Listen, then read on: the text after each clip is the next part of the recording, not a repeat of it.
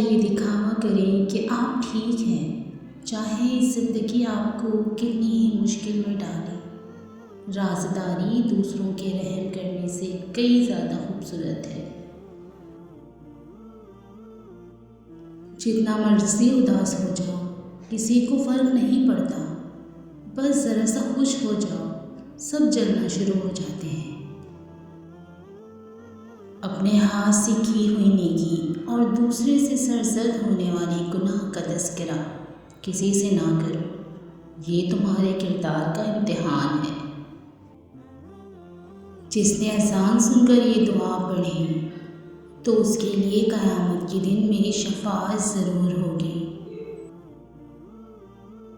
جو دل دوسروں کی تکلیف دیکھ کر بے چین ہو جائے تو یہ جان لو کہ اس دل میں اللہ رہتا ہے۔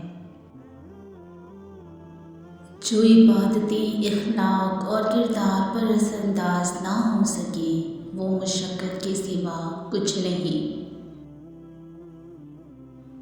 ہمارے لیے آسانیاں پیدا فرما اور ہمیں اپنی رحمت کے سائے میں جگہ عطا فرما۔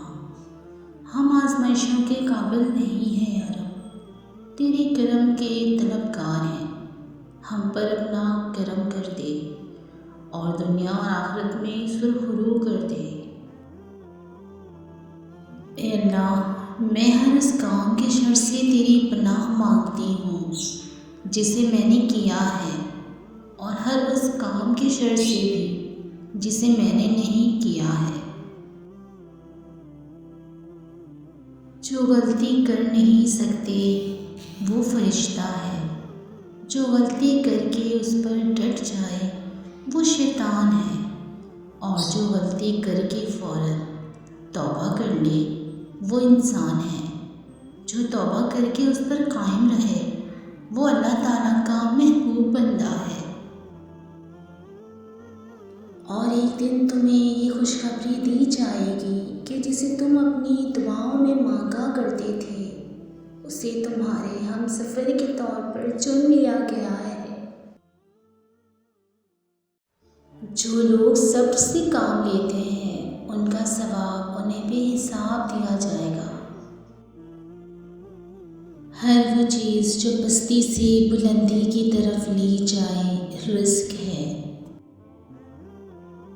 جتنا ملے قبول کر لینا چاہیے، ہو سکتا ہے یہ بھی ہماری اوقات سے زیادہ ہو۔ ہم تو گناہ گار بندے ہیں، اس کا فضل تو ہر وقت ہمارے عیب چھپاتا ہے۔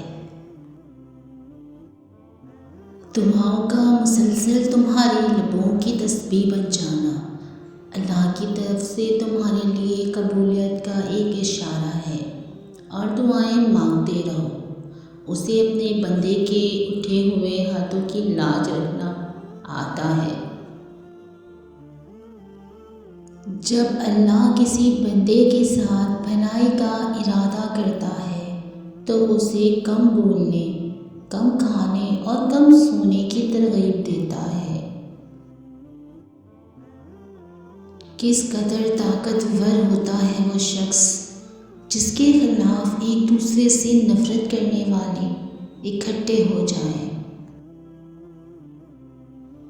حضرت علی نے فرمایا، بہت اچھے ہو کر بھی آپ کسی کے لیے اچھے نہیں ہو سکتے، کیونکہ کہیں برے بنا دیے جاؤ گے یا پھر کہیں برے ثابت کر دیے جاؤ گے۔